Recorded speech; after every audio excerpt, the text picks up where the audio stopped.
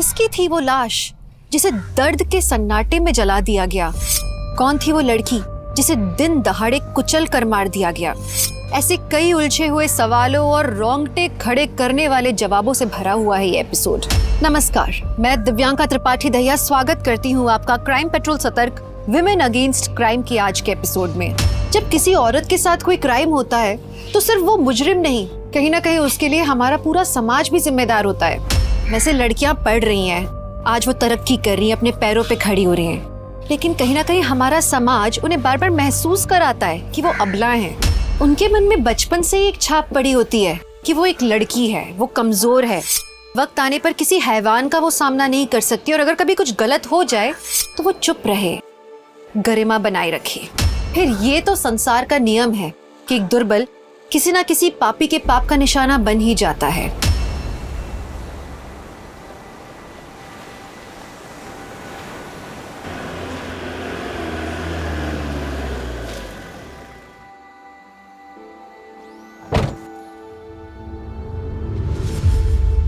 नमस्कार।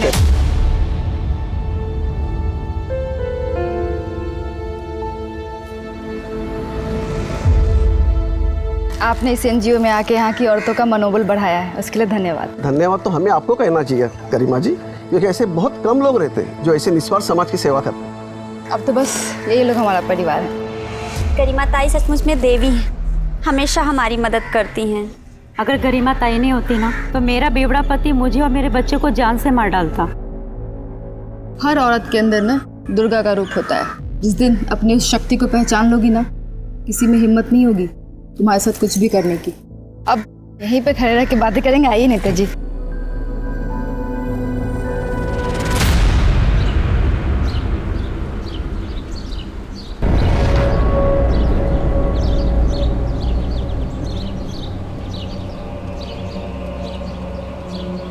माल लोड करो।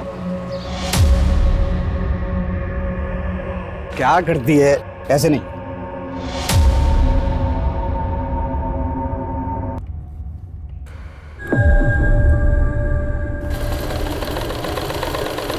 ठीक है।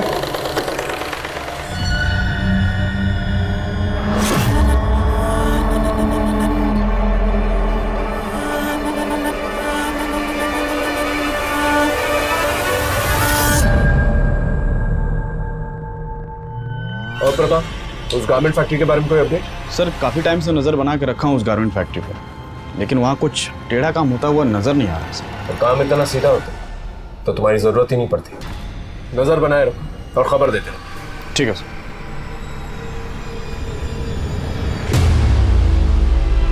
आई बहन जी, आई बैठिए बैठिए। अरे झुम्पा, कहाँ रह गई? आई चलिए, चलो चलो हल्दी लगाना शुरू करो। अच्छा काजल ताई, हमें शादी करके भूल तो नहीं जाओगी? चल जा। अरे ऐसे कैसे भूल जाएगी? हम भूलने थोड़ा ना देंगे, और वैसे भी तुझे तो इसके साथ दहेज में भेजेंगे।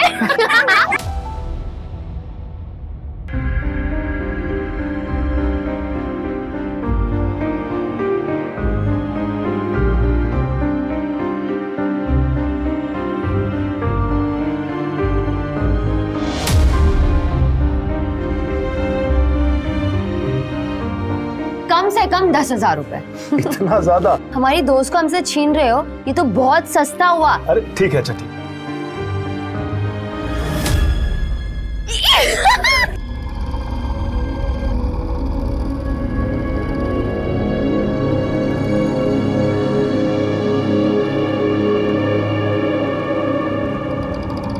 इतने ज्यादा रुपए देने की क्या जरूरत थी? तुम अभी तक वही सोच रही हो?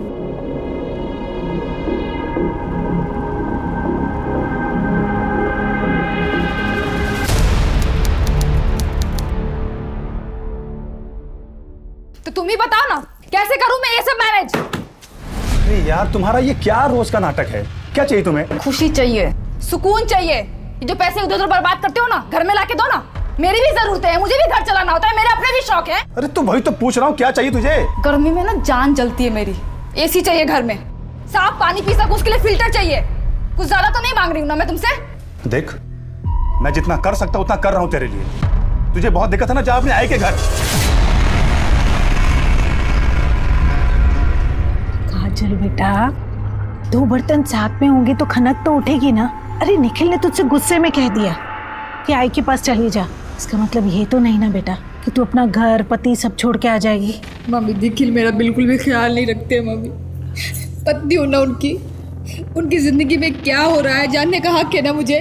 वो कितना कमाते हैं, कहाँ खर्च करते हैं, कहाँ उड़ाते हैं, मुझे कुछ भी नहीं बताते। अब तुम ही बताओ कैसे चलाऊंगी घर में। बेटा सब ठीक हो जाएगा, तू चिंता मत कर। काजल काजल काजल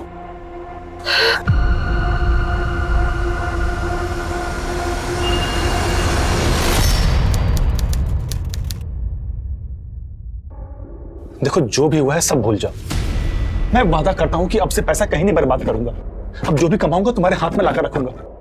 अब तो हमारी गुड़िया भी आ गई, तो प्लीज इसके लिए मान जाओ।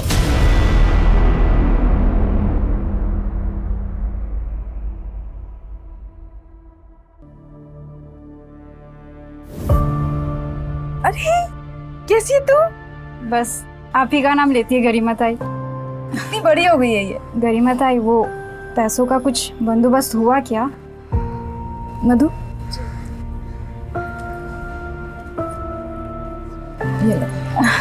धन्यवाद ताई। खूब पढ़ाओ इसे।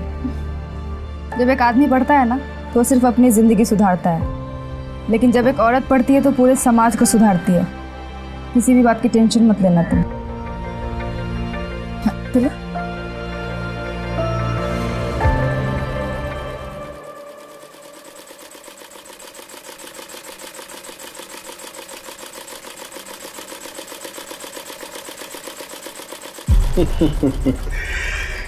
घर की पुरानी सिलाई मशीन से इस फैक्ट्री तक का सफर तय करने में 6 साल लगे हमें।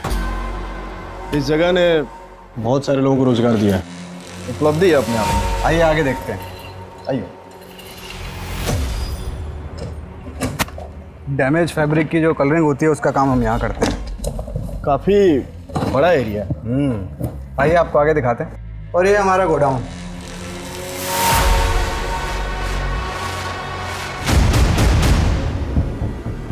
यहाँ क्या है दरअसल? ये तो बस स्टोर रूम है। देख सकते हैं क्या? अरे इसमें देखने के लिए कुछ नहीं है, आप आइए ना, मैं आगे दिखाता हूँ।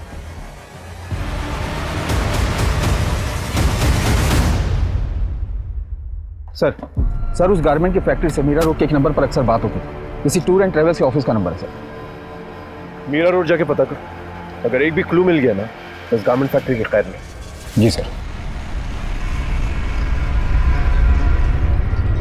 मुझे कुछ समझ नहीं आ रहा, मैं क्या करूं? मुझे तुमसे मिलना है।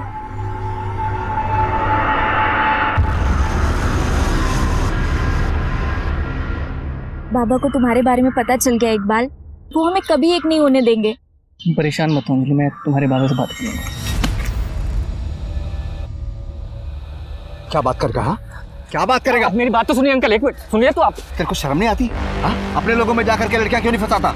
हमारी बहू बेटियों पर नजर डालता है। पापा प्लीज इकबाल को जाने दीजिए, बाबा प्लीज इकबाल को जाने दीजिए। जब अपना ही सिक्का खोटा हो ना तो आदमी किसी और से क्या बात करेगा?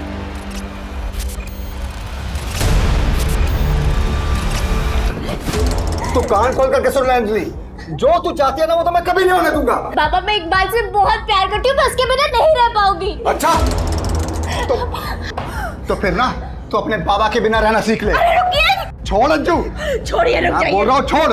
आज मैं सारा किस्सा ही खत्म कर देता हूँ। जब मैं नहीं रहूंगा ना उसके बाद इसका जो मन चाहे वो करे। नहीं पापा मत कीजिए, वो मत कीजिए। आप जो कहेंगे मैं वही करूंगी। रुक जाइए, आप जो कहोगे मैं वही करूंगी। दर्पण भाई, मेरे तो कुछ भी समझ में नहीं आ रहा है कि मैं क्या करूं। आप ही कुछ कीजिए, अब हमारी इज्जत आप ही के हाथ में है। फिक्र मत कीजिए नंदन भाव, आपकी इज्जत हमारी इज्जत, काम हो जाएगा।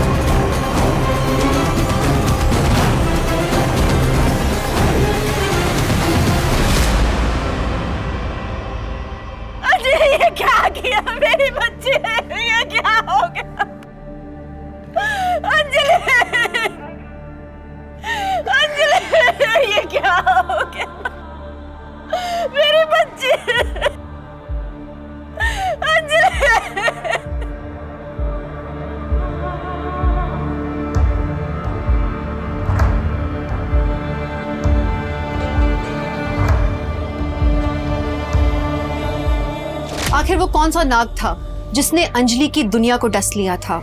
अंजलि को इकबाल से प्यार था और उसका ये प्यार का रिश्ता उसके माता पिता को मंजूर नहीं था। उन्होंने पूरी कोशिश की हुई थी अंजलि को इकबाल से दूर रखने की। अंजलि की मौत के पीछे उसके ही किसी अपने का हाथ था या वो किसी के खूनी खेल का निशाना बन गई थी?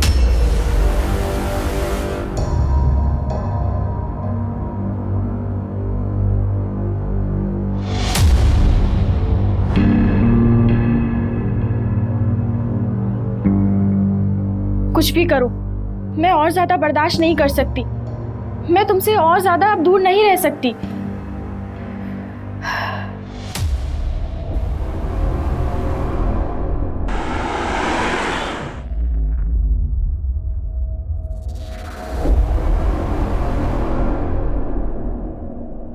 हाँ साहब, वो मेरी दुकान है, पर वो तो 2 साल से बंद है। अगर 2 साल से बंद है तो तुम्हारी दुकान की लैंडलाइन से गारमेंट फैक्ट्री के नंबर पे रेगुलर कॉल्स क्यों जा रहे हैं? सर, इस नंबर का बिल तो मैंने 2 साल से नहीं भरा। मुझे लगा अब तक तो डिस्कनेक्ट हो गया होगा। एक मिनट रुकना, उस लड़की को लेके आओ। जाने दीजिए ना मैडम, गुंडे लोग इन्हें उठा के लाते हैं और फिर इनसे भीख मंगवाते हैं। इनका पूरा गैंग है। बच्चे देश का भविष्य होते हैं। अब इनकी जिंदगी बचाने के लिए मुझे ना किसी गैंग का डर है और ना ही किसी गुंडे से। मैं नेताजी से बात कर लूंगी, जाओ लेके आओ। जी मैम, जाती हूँ। हेलो बेटा।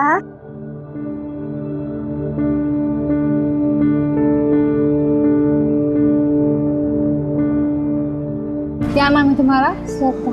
अच्छा, आओ बैठो।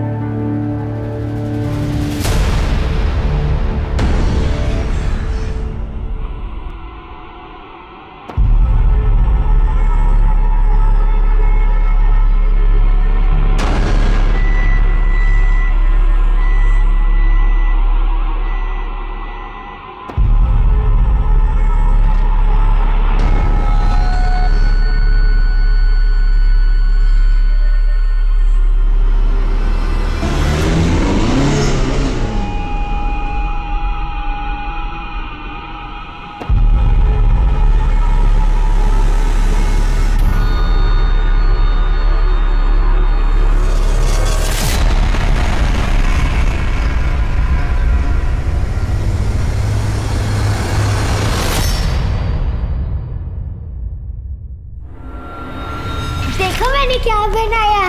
क्या बनाया?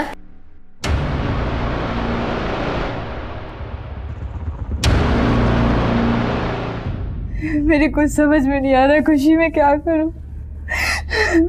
मैंने कभी नहीं सोचा था कि निखिल ऐसा कुछ करेगा।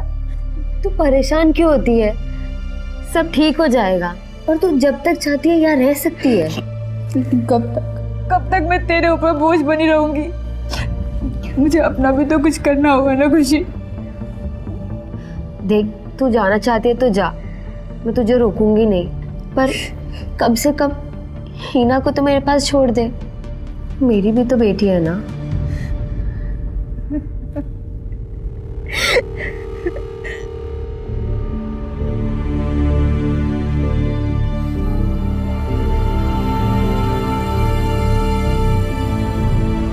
सर, मैंने मीरा रोड के टेलीफोन एक्सचेंज में जाकर उस दुकान के फ़ोन नंबर के बारे में पता किया। सर, उसके लैंडलाइन का बिल वो रेगुलर कैश में जमा कर रहा था, लेकिन वहाँ के ओनर सिंह ने तो कहा था कि उसे इस बारे में कुछ भी पता नहीं। अगर शॉप बंद थी, लैंडलाइन से फ़ोन कॉल कर रहा था, हो सकता है नकली चाबी बनवाई। इस सिंह से ज़्यादा पूछताछ नहीं की ना? नहीं सर। और लैंडलाइन भी नहीं कटवाई? नहीं सर। गुड। पता करो इस लैंडलाइन से गारमेंट फैक्ट्री के अलावा और कहाँ कॉल्स गए। अगर चूहा बिल में छुपा है तो बिल तो खुद ही है।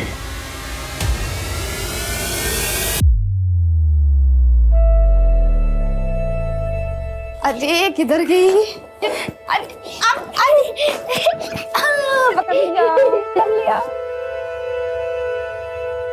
चल अच्छा। तुम्हारे आ जाने के बाद ना इस शैतान की शैतानियां और बढ़ जाती है। मम्मी, मैं आपको मेरा ड्राइंग दिखाऊं? हाँ। संभाल कर। तू कैसी है? ज्यादा परेशान तो नहीं करती ना? बहुत परेशान करती है। लेकिन मुझे एक बात बताना, अगर बेटी अपनी माँ को परेशान नहीं करेगी तो किसे परेशान करेगी? थैंक यू खुशी। अगर तू नहीं होती ना तो पता नहीं मैं क्या करती। मैं गुमसुम काजल से गरिमा ताई कभी नहीं बन पाती, लेकिन मैं यहीं तक रुकने वाली नहीं हूँ। मैं ना औरतों की जितनी मदद हो सके ना उतनी मदद करूंगी। मुझे कुछ ठीक नहीं लग रहा है।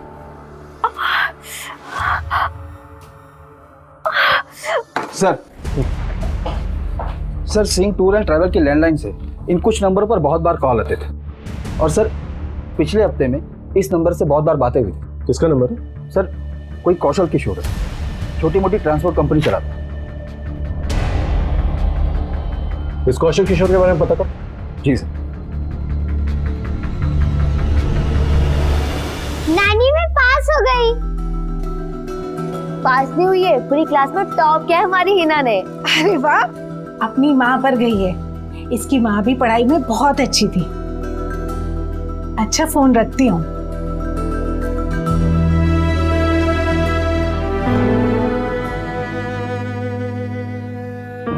काजल ने हमारी जिद पर निखिल से शादी की थी।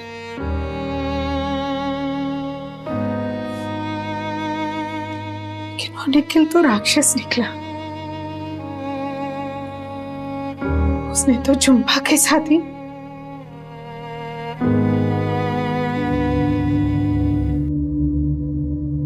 झुम्पा, तुझे कितनी बार कहा है खाना टाइम से खा लिया कर। होता है, बस ये साफ कर लूं।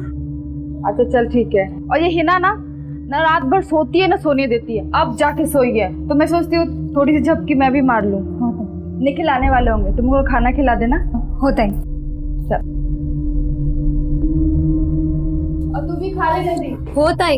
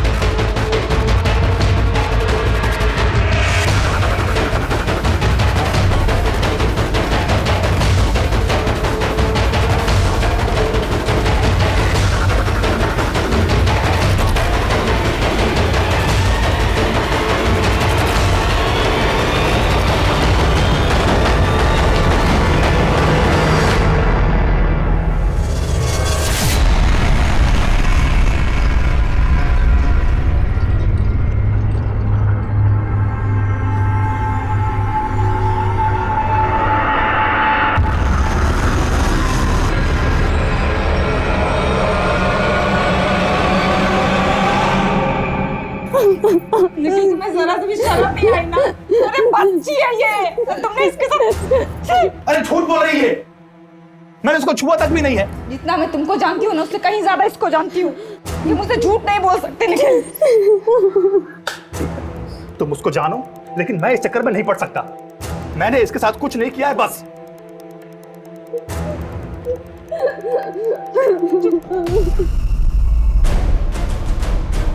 तुम्हें क्या लगा था कि तुम मेरा पति हो तो मैं तुम्हें माफ कर दूंगी?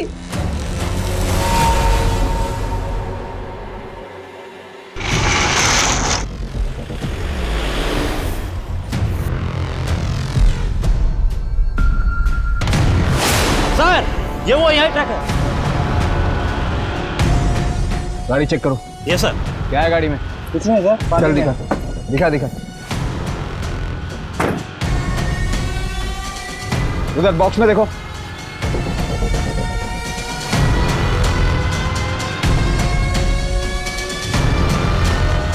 सर, ये तो ड्रग्स है।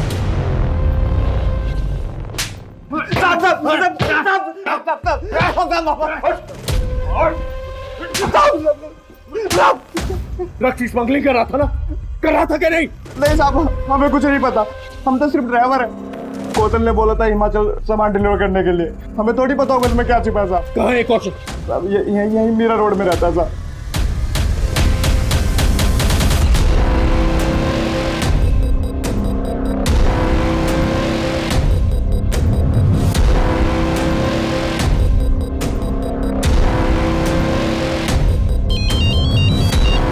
हाँ क्या हुआ सर? वो निकल गया।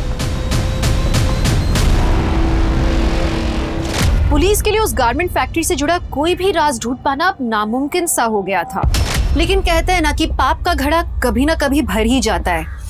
उस गारमेंट फैक्ट्री का सच पुलिस के सामने शायद आने ही वाला था अब।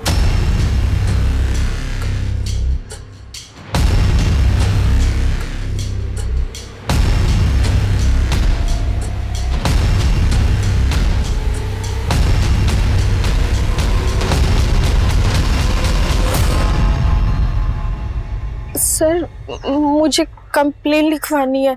क्या हुआ? मेरे साथ कुछ गलत हुआ है। बड़े सर किधर है?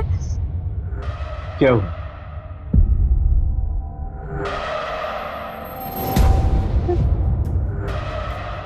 मैं प्रेग्नेंट थी, मेरा मिसकैरेज हो गया। लॉज ने आपके साथ कुछ किया? नहीं सर, मैं उस दिन उषा नगर वाले गारमेंट फैक्ट्री में गई थी।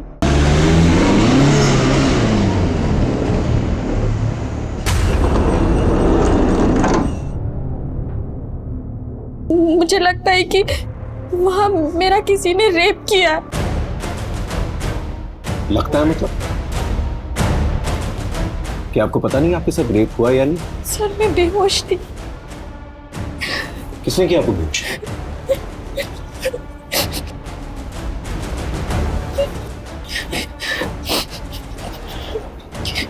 देखिए डरिए मत, जब तक आप हमें खुल के नहीं बताएंगे हम आपकी मदद नहीं कर पाएंगे। सर मेरे पति यूएस रहते हैं, अभी 5 महीने पहले ही गए। वहां जाने के बाद वो सारी चीजें अरेंज करने वाले थे, इसलिए मैं इंडिया में ही रुक गई। सर उनके जाने के बाद मुझे पता चला कि मैं प्रेग्नेंट हूँ। मैंने 5 महीने तो कैसे तैसे निकाल लिए, लेकिन बाद में मुझे लगा कि हमारा पहला बच्चा है, हम दोनों को साथ होना चाहिए। नीलम छुट्टी बिल्कुल भी नहीं है, और अगर मैं इंडिया आया तो नौकरी चली जाएगी। सर मैं अपने पति के पास जाना चाहती थी, मैं बहुत परेशान हो गई थी, बहुत परेशान हो गई थी। तुम यहाँ नहीं आ सकते, लेकिन मैं तो वहाँ आ सकती हूँ ना। अरे अभी अभी तो तुम्हारा यूएस का वीजा रिजेक्ट हुआ है। तुम प्लीज बात तो करो उससे। ठीक। क्या हुआ? किससे बात करने के लिए कहा था आपके पति? गारमेंट फैक्ट्री वाले दर्पण से।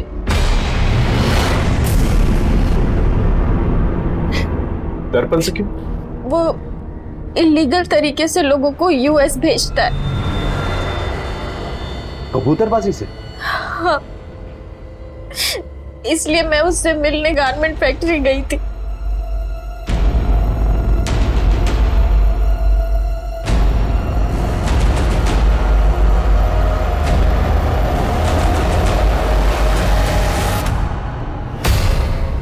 आप पक्का इस हालत में वहां जाना चाहती हैं? हाँ, मेरा जाना बहुत ज़रूरी है। मैं चाहती हूँ कि जब मेरा बच्चा इस दुनिया में आए तो मेरा पति मेरे पास हो। ठीक है फिर, ये देखिए, हम आपको पनामा के जंगल क्रॉस करवाएंगे, उसके बाद मेक्सिको पहुंचाएंगे, मेक्सिको से फिर यूएस बॉर्डर। लेकिन बॉर्डर क्रॉस करने में अच्छा खासा रिस्क होता है। हाँ, मैं समझती हूँ। देखिए, सफ़र काफ़ी मुश्किल भरा होता है। कई बार ट्रक्स के अंदर, ऑयल टैंकर्स के अंदर छुप छुपा के जाना होता है। तो हम अक्सर ऐसा करते हैं कि नींद का इंजेक्शन दे देते हैं ताकि तकलीफ बहुत कम हो। और आपकी हालत देखकर ऐसा लगता नहीं कि हमें वहाँ जाके रिस्क लेनी चाहिए। तो मैं तो कहता हूँ एक बार यहीं पैच टेस्ट कर लेते ताकि पता चल जाए कि कोई साइड इफेक्ट तो नहीं। ठीक है। ओके, तो ये आपको इंजेक्शन लगा देंगी? मुझे थोड़ा ज़रूरी काम है, मैं चलता हूँ।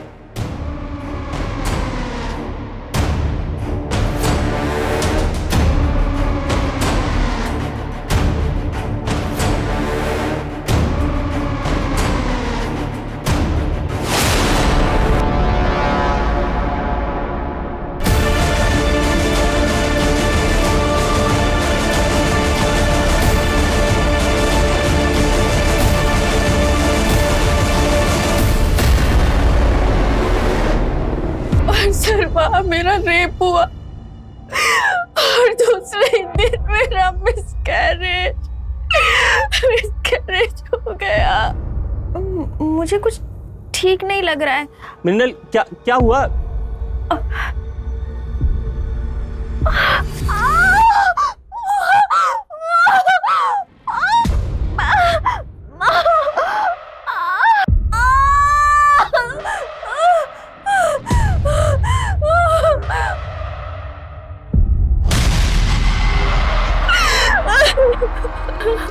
तो तब क्यों नहीं आई आप हमारे पास? सर, मेरे पति लीगल तरीके से यूएस गए थे। अगर पुलिस को पता चलता तो वो उन्हें वापस बुला लेती।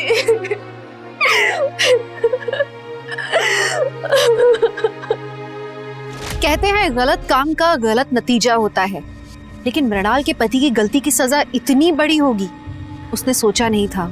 मृणाल की शिकायत के बाद पुलिस ने उस गारमेंट फैक्ट्री का पूरा सच जानने की कोशिश की, लेकिन उनके हाथ कुछ भी नहीं लगा। सर उस गारमेंट फैक्ट्री के खिलाफ तो कुछ नहीं मिला, लेकिन मृणाल के बयान से तो ये साफ है कि उस फैक्ट्री में उसके साथ रेप हुआ था। सर चलकर दर्पण को उठा लेते ना। लेकिन ये साबित कैसे करेंगे कि मृणाल का रेप वहां पर हुआ था? जब मृणाल का रेप वहां हुआ वो इस डर से हमारे पास नहीं आई क्योंकि उसका पति इलीगली यूएस गया। लेकिन सर उस फैक्ट्री में कबूतरबाजी होती है, इस बिना पर रेड तो डाल सकते हैं वहां पे। कबूतरबाजी के लिए हम लोग वहां पर रेड भी मार लें, लेकिन बाकी जो इलीगल एक्टिविटीज होती है उसे कैसे साबित करेंगे? ये मत भूलो कि मृणाल का रेप वहां हुआ था और मृणाल एक वाहिद लड़की जिसने उस गारमेंट फैक्ट्री के खिलाफ जो है कंप्लेंट की है। सबसे पहले तो उसका पति फंसेगा क्योंकि वो इलीगली यूएस गया था। पहले इस गारमेंट फैक्ट्री के खिलाफ सारे सबूत इकट्ठा कर लें, फिर action. I am very sorry sir, मैं जानता हूँ कि मैंने गलत किया है। गलती की सजा तो जरूर मिलेगी। गलती की सजा तो मुझे मिल गई है सर। दर्पण ने तुम लोगों को कोई डॉक्यूमेंट दिया था? कोई भी डॉक्यूमेंट, टिकट वगैरह? नहीं सर, हमारे हाथ में तो उन्होंने कुछ भी नहीं दिया था सर। हम 5 लोग एक साथ गए थे, उनमें से एक ही बंदा था जिसके हाथ में सब कुछ था। पैसे कैसे दिए थे उसे? सब पैसे सब कैश में दिए थे। और दर्पण के बारे में किसने बताया था तुम लोगों को? नंदन भाऊ ने।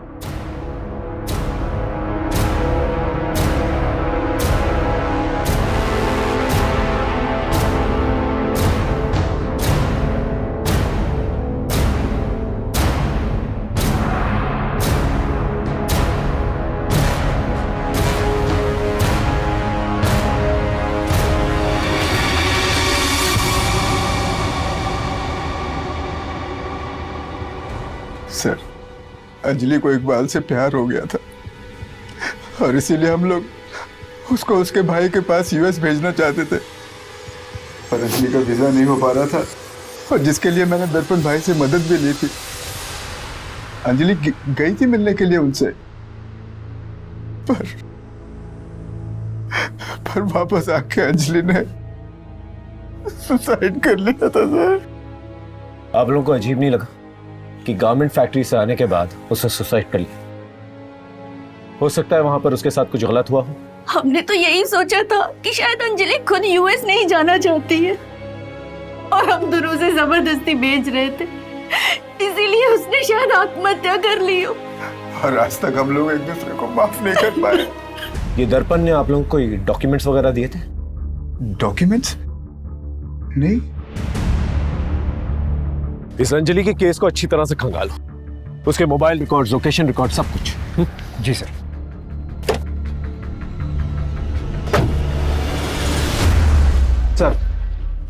सर अंजलि ने गारमेंट फैक्ट्री जाने से पहले इकबाल को 4 बार कॉल किया था और रात को तकरीबन 10 बजे इकबाल ने अंजलि को 12 कॉल किए थे, जिसमें से एक ही रिसीव हुआ था। और कुछ?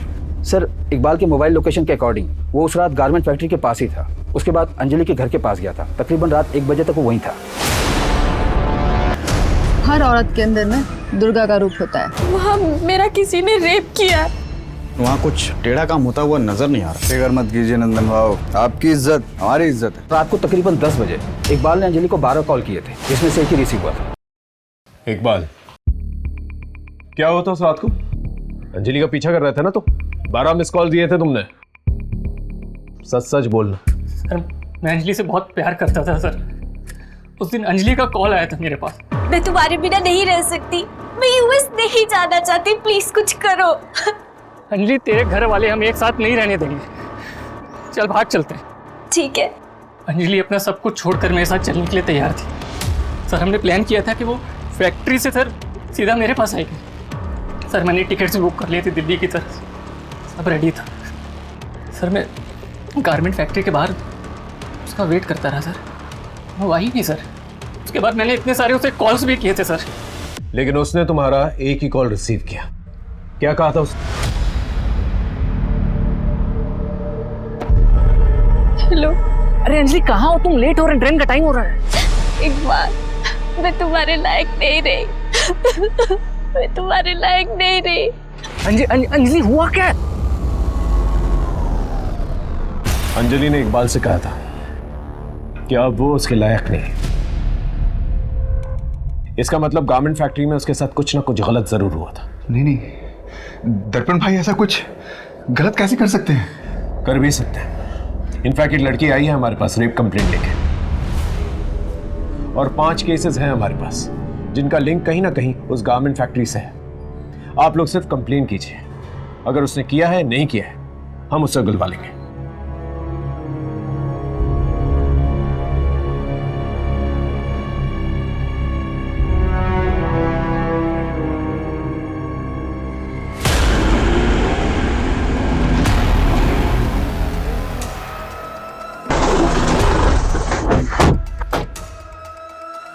दुबे अच्छे से तलाशी लो। सर यहाँ बॉक्सेस में चेक करो। अरे देखो क्या है। क्या कर रहे हैं आप लोग? और वहां उस कमरे में भी चेक करना। आप लोग ऐसे नहीं आ सकते। ये रहा सर्च वारंट। देखो क्या मिलता है।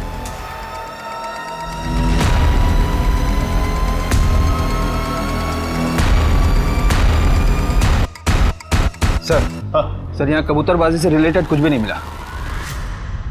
सर हाँ ये मिला।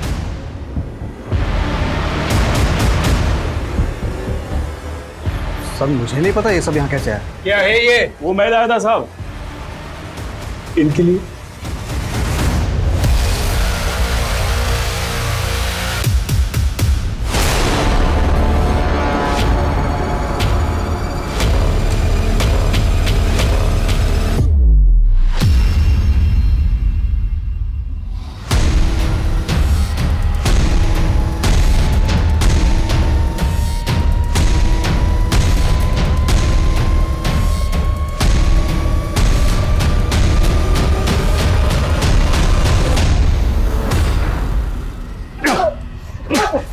ड्रग्स की स्मगलिंग करता है? हाँ क्या मैं तो बस ट्रक भाड़े पर देता था, कौन उसमें क्या ले जाता मुझे नहीं पता। किसे दीजिए ट्रक भाड़े? बोल। साहब वो सिंह टूर्स एंड ट्रेवल्स को।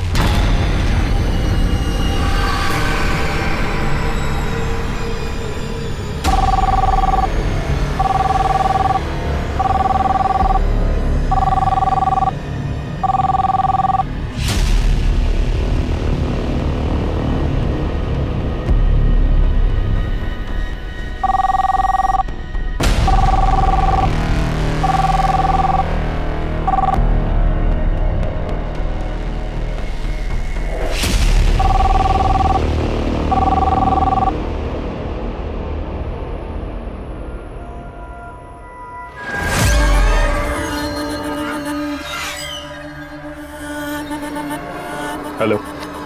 हेलो, मुझे यूएस जाना है।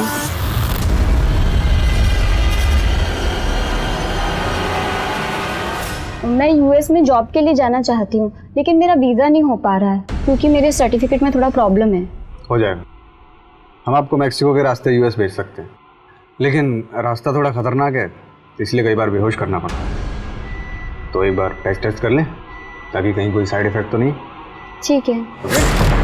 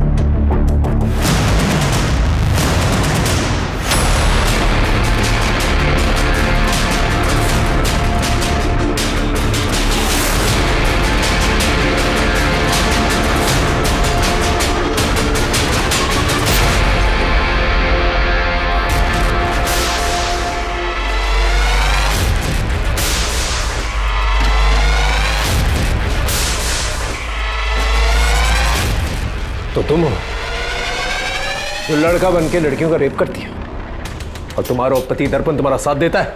लेके जा सर। तुम्हारे उस शंकर की मदद से सिंह टूर्स और ट्रैवल्स का लैंडलाइन एक्टिवेटेड रखते थे और जितने भी इलीगल काम है जैसे कबूतरबाजी और स्मगलिंग वो किया करते थे। 2 साल से वो दुकान बंद थी। मुझे कहीं से पता चला कि उस दुकान का मालिक सिंह उस दुकान को बेचना चाहता है, इसीलिए उसे रेंट पर नहीं चढ़ा रहा था, खाली रख रहा था। वो प्रॉपर्टी के रेट बढ़ने का इंतजार कर रहा था, इसलिए हमने वहां से अपना काम करना शुरू कर दिया। देखो छुपाने का कोई फायदा नहीं है। 7 फाइलें हैं मेरे पास और 5 केसेस और भी हैं।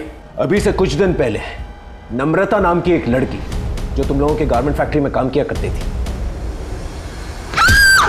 उसे एक गाड़ी कुचल कर चली जाती है। हमने पता किया है वो गाड़ी तुम लोग के फैक्ट्री के नाम पर रजिस्टर थी। एक्सीडेंट का केस बना, लेकिन जब हमने सीसीटीवी फुटेज देखा तो वो घबरा कर किसी से भाग रही थी। तुम दोनों ही मारा है ना उसे? हाँ, क्योंकि उसने चंदा का खून होते हुए देख लिया था। कौन चंदा?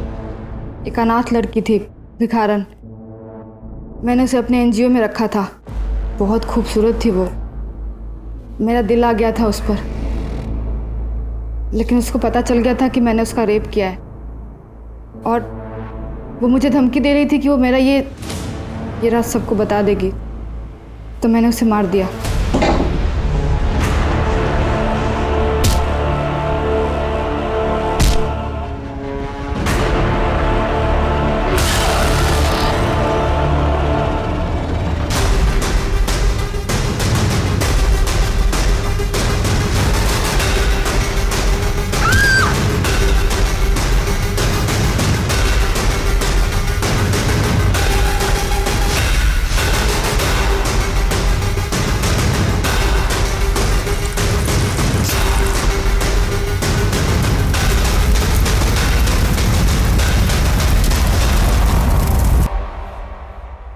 और तुम्हारी वो जो पार्टनर है ना, उससे मिल के आए हम लोग।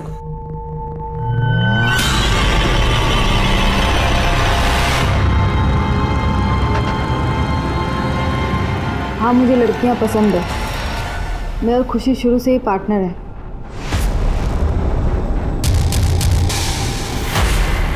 समाज को दिखाने के लिए तुम दोनों ने शादी की? हाँ, मेरे और खुशी के बीच में डील हुई थी कि शादी के बाद हम दोनों अपने अपने पति के साथ रहेंगे, लेकिन हमारा रिश्ता कायम रखेंगे। और तुम्हारा पहला पति निखिल? मैं उससे खुश नहीं थी। उसके बूढ़े माँ बाप गाँव में रहते थे, अपनी कमाई का आधा हिस्सा वो उनको भेजता था। और वैसे भी शुरू से मुझे झुम्पा पसंद थी।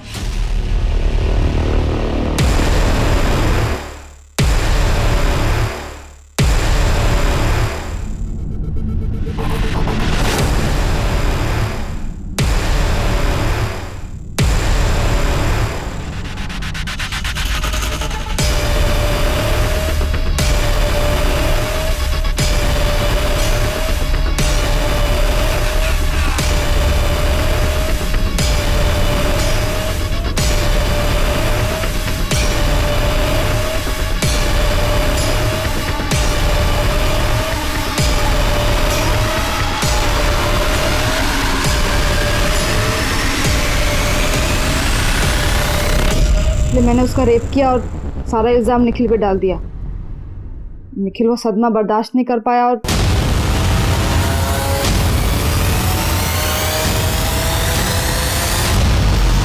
इसलिए उसने अपनी जान ली और फिर तुमने दर्पण से शादी कर। क्योंकि दर्पण मुझे समझता है, अंडरस्टैंडिंग है हमारी। ये जानता है कि मुझे लड़कियां पसंद है, मेरी हर खुशी का ख्याल रखता है ये। उसके बाद अपने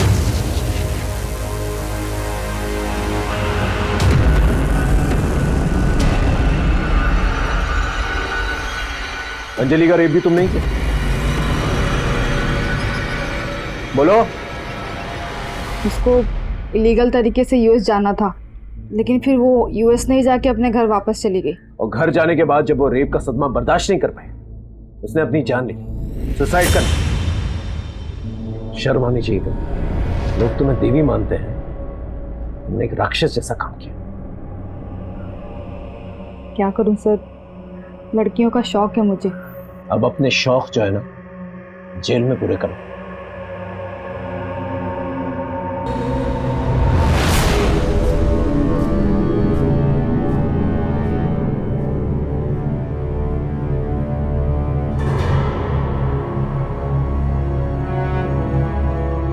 गरिमा का पर्दाफाश होते ही और भी लड़कियां सामने आईं।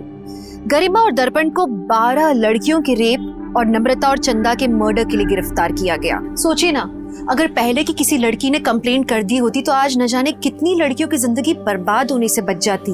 आज अंजलि, नम्रता, चंदा जिंदा होती। हमारा समाज कुछ भी गलत होने पर औरतों को ये क्यों सिखाता है कि अपने पर संयम रखो, कुछ मत बोलो, चुप रहो। ये सीख सबसे गलत है। अगर आपके साथ कुछ गलत होता है तो अपने मुंह पर ताला मत लगाइए, बोलिए, क्योंकि एक के चुप रह जाने पर अपराधी का मनोबल बढ़ता है और वो एक के बाद एक अपराध करता जाता है। कहते हैं यहाँ हर चेहरे पर एक नकाब चढ़ा है। जो चेहरा बहुत मासूम सा लगता है, हो सकता है उसके पीछे एक बहुत ही शैतानी दिमाग छुपा है। कब, कहां और कैसे किसी को अपराध अपनी गिरफ्त में ले ले, कोई कह नहीं सकता। अगर हम एक बार भी गलत रास्ते पर चलने का निर्णय लेते हैं तो उसके बाद सब कुछ तय है कि गलत ही होता जाता है। इसलिए जरूरी है कि हमेशा हम कानून के दायरे में रह के सब काम करें, क्योंकि कानून का दायरा एक ऐसी लक्ष्मण रेखा है जिसे लांघने पर बदनसीबी का शिकंजा जिंदगी के गले पर कसता जाता है। तो चलिए, मैं दिव्यांका त्रिपाठी दहिया लेती हूँ आपसे विदा। फिर मिलूंगी एक नए केस के साथ। तब तक देखते रहिए क्राइम पेट्रोल, सतर्क, विमेन अगेंस्ट क्राइम। एक औरत परिवार, अब हर औरत का भार। जय हिंद।